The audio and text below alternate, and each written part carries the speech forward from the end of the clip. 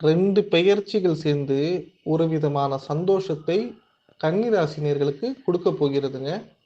விட்டதை பிடிக்கக்கூடிய காலம் கன்னிராசினியர்களுக்கு வந்துருச்சு அப்படிங்கிறது இந்த வீடியோ மூலியமா சொல்றேங்க.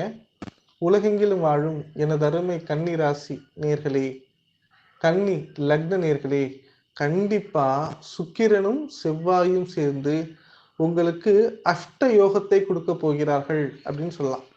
ஒரு சில கன்னிராசினியர்களுக்கு அஷ்டாதிபதி யோகம் அப்படிங்கிறது பெரிய லாபத்தை கொடுக்கும். ஏன்னா அவங்க அஷ்டாதிபதி யாருன்னு பார்த்தீங்கன்னா செவ்வாய். உங்களுடைய 2ஆம் வீட்டு அதிபதி சுக்கிரன், உங்களுடைய 3ஆம் வீட்டு அதிபதி செவ்வாய், அதே மாதிரி உங்களுடைய பாக்கியஸ்தான அதிபதி சுக்கிரன். இப்போ இந்த 4 பேரும் சேர்ந்து உங்களுக்கு சந்தோஷத்தையும் பெஸ்ட்டையும் கொடுக்க போறாங்கன்னா எவ்வளவு ஒரு சூப்பரான தருணம் தை மாசம் நடக்க போகிறதுன்னு பாருங்களேன். இது ரொம்ப நாள் கழிச்சு நடக்க போறது இல்லை. இப்போ உடனே 29/1/2025 இந்த பெயர்ச்சி நடக்க போகிறது.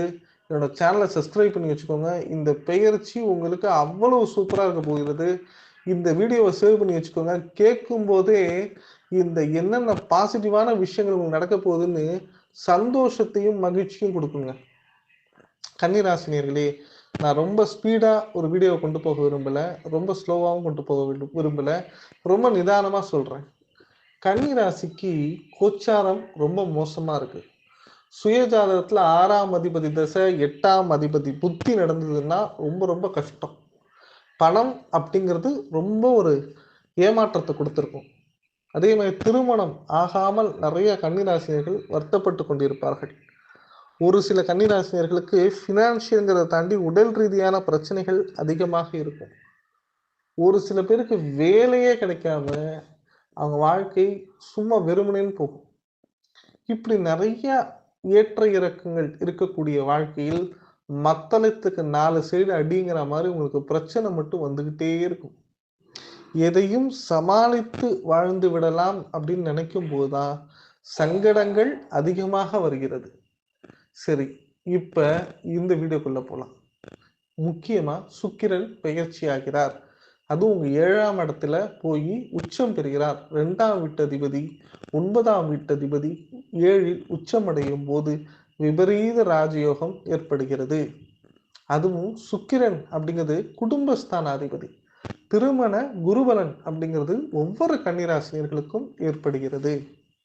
அதே நேரத்துல இந்த சுக்கிரனுடைய வீட்டில் குரு பகவானும் குரு பகவானின் வீட்டில் சுக்கிரனும் அமர்கிறார்கள். மகாலட்சுமி யோகம் ஏற்படுகிறது. பணவரவு தாராளமாக இருக்கும்.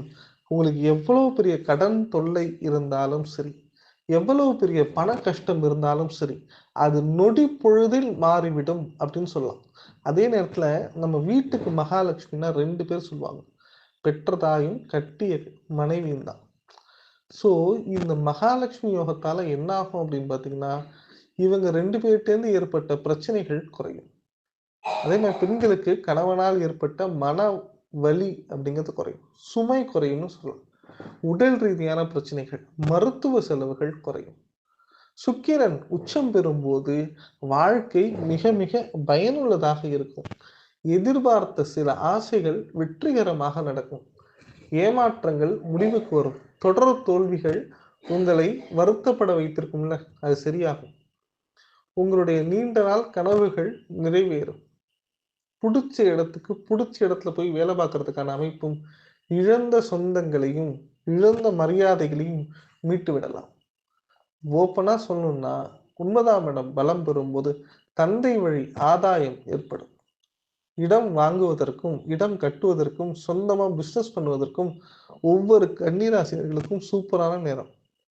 நிறைய கன்னிராசினியர்கள் வாழ்க்கையில் அவர்கள் மறைத்த சில விஷயங்கள், பேச நினைத்த சில விஷயங்கள், ஏன் அவங்க யோசிக்கக்கூடிய சில விஷயங்களை கூட அமர்ந்து உட்கார்ந்து பேசி அதுக்கு ஒரு முடிவு செய்வதற்கு இது சரியான நேரம். கன்னிராசினியர்கள் தன்னுடைய வாழ்க்கையில் இருந்த ஏற்ற இறக்கங்களை சரி பண்ணணும், பிரச்சனைங்கிறது இல்லாம இனிமே வாழணும், எல்லாமே சுமூகமா கொண்டு போகணுங்கிற ஒரு எண்ணம் அதிகமாக ஏற்படும். கன்னிராசினியர்களுக்கு இந்த சுக்கிரன் யோகமும் மட்டும் இல்லாமல் லாபமும் கொடுக்கிறார். காரணம், குரு வக்ரக நிவர்த்தியும் ஆகிறார். குரு வக்ரக நிவர்த்தி ஆகிறதுனால என்ன ஆகும் அப்படின்னு பார்த்தீங்கன்னா, உங்களுடைய பல நாள் பிரச்சனைகள் முடிவுக்கு வரும். எல்லா ஒர்க்கும் ஸ்பீடா போனாலும் அது தெய்வு இல்லாம போகும். உங்களுடைய நீண்ட தூர பிரயாணங்கள் வெற்றியை கொடுக்கும். உங்கள்ட்ட ரொம்ப நாளா பேசாம சில பேர் இருக்காங்கன்னா, அவங்கலாம் பேசுவாங்க. உங்க மனசில் இருக்கக்கூடிய எல்லா குறைகளுக்கும் ஒரு முற்றுப்புள்ளி உண்டு. படிப்பில் நல்ல மதிப்பெண்கள் பெறுவீர்கள். புது வேலை, புது வாழ்க்கை, புதுவிதமான சில விஷயங்கள் வாழ்க்கையில் அதிகமாக நடக்கும். இன்னமும் சொல்லப்போனா, உங்களுக்கு செகண்ட் இன்னிங்ஸ் அப்படிங்கிறத தை மாதம் இந்த ஒரு 2 கிரகமும் ஏற்படுத்தி குடுக்கிறது அப்படிங்கிறது தாங்க உண்மை. முக்கியமான ஒரு விஷயம் என்ன அப்படின்னு பார்த்தீங்கன்னா, செவ்வாய் பெயர்ச்சி. இந்த செவ்வாய் உங்களுடைய 3ஆம் வீட்டு அதிபதி, அஷ்டமாதிபதி. இந்த செவ்வாய் போய் உங்களுடைய 12ஆம் இடம் உங்களுடைய 11ஆம் இடத்துல நீச்சமாயிட்டாரு. லாபஸ்தானத்துல செவ்வாய் நீச்சம் ஆனதுனால என்ன ஆகும் அப்படின்னு பார்த்தீங்கன்னா, வர்ற பணம் எல்லாம் 0ல கொண்டு போய் விட்டுரும். ஒரு பொண்ணால பிரச்சனை, பொன் சம்பந்தப்பட்ட பிரச்சனை. இன்னமும் சொல்லப்போனா, அதை மனதில் நிறுத்திக்கொண்டு வாழ முடியுமாங்கிற அளவுக்கு ஒரு கேள்விக்குறி. இந்த செவ்வாய் 10ஆம் இடத்திற்கு செல்கிறார்.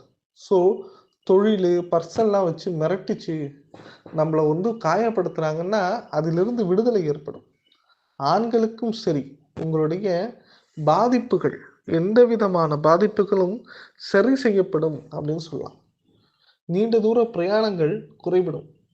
மருத்துவ வாழ்க்கையில் முன்னேற்றம் ஏற்படும். திருமண வாழ்க்கை கைகூடும். பெண்கள் கன்னிராசினியர்கள்னா ஒரு யோகமான காலகட்டம். என்னன்னா, நீங்க எதிர்பார்ப்பதை தாண்டி மனது சற்று நிம்மதி அடையக்கூடிய காலங்கள் வந்துவிட்டது அப்படின்னு சொல்லலாம். இந்த காலங்கள்ல முருகன் அருள் கன்னிராசினியர்களுக்கு இருந்ததுன்னா, நீங்க எதிர்பார்க்காத பணவரவு உண்டுங்க. உங்க கடன் சுமை, பொருளாதார ஏற்ற இறக்கங்கள், சில தவிர்க்க முடியாத அசிங்கங்கள் அனைத்தையும் முடிவுக்கு கொண்டு வர முருகன் வழிபாடு அதிகமாக இருக்கும்.